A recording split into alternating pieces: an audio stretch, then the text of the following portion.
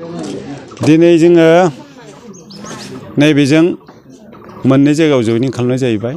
नैबे जयनिंनि सिगां जोङो सामथाइबारि गामियावहाय 41 जन बे गामिनि बिजेपि बिपिएफनि सापर्टार बिथांमोनखौ जोङो अलरेडि कंग्रेस जिल्लायाव जयनिं खालामनानै लानो हानाय जाहैबाय।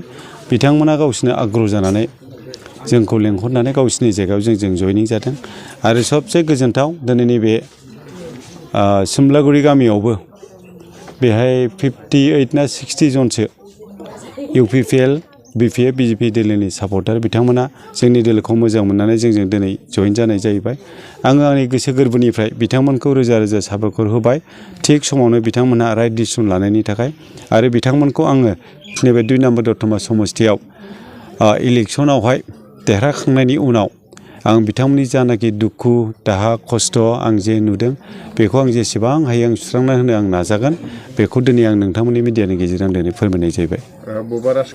इलेक्सन जेलानाखि कन्टेस्टिं जायो एबा इलेक्सननि जेला दावहा जायो बे दावहायाव बिदि थाखायो। दा जोंनाव मोनथाम दोलो दं जेरेखम जोंनि INC इन्डियान नेशनेल कंग्रेस आरो मोनसे दङ बिपिएफ आरो मोनसे दङ इउपिपिएल। बे मोनथामा दिनैनि दिनावहाय जोङो जागोन फायदा जाया नङा खारन बयबो बिजाथिफ्रा लुबैयो गावबागावखौ देरहासार जानो।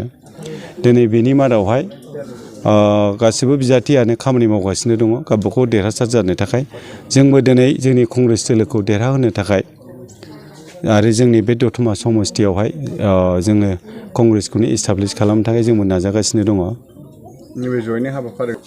आङो रायजो राजाफोरनो मोनसे मेसेज हरनो लुबैयो जे फैगौ 9 थारिखआव जानो गोनां जोंनि जानाखि एसेम्बलि इलेक्सन बे एसेम्बलि इलेक्सनाव जाहाथे कंग्रेस दोलोनो भट होनानै कंग्रेस दोलोखौ जाहाथे देरहाहोयो।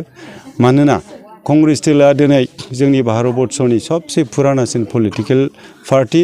बे पुरानासिन पलिटिकेल पार्टीनि जानाखि आदर्श बे आदर्शआ जाति धर्म हारि रावखौ बासियालाबानो जोंनि गेजेराव खौसेथि दोननाय आरो खौसेथिनि गेजेरजों उन्नतिनि खामानि मावनाय।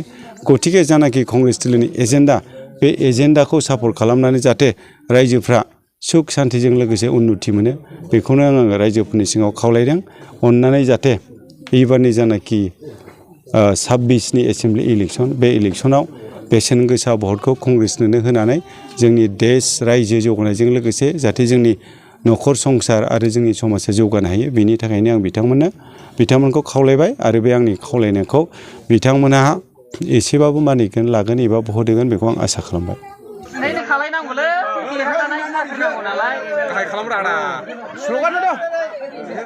स्लोगान होग्राया दे Congress party long live Congress party long live Gaurav Gogoi long live Gaurav Gogoi long live बिरखां बर' देरहासार बिरखां बर' देरहासार दतमा समस्ति लंग लिव दतमा समस्ति लंग लिव बिरखां बर' वेलकाम बिरखां बर' welcome Congress Party welcome Congress Party welcome Jai Birkang Murni Jai Birkang Murni Jai Congress Party ne Jai Congress Party ne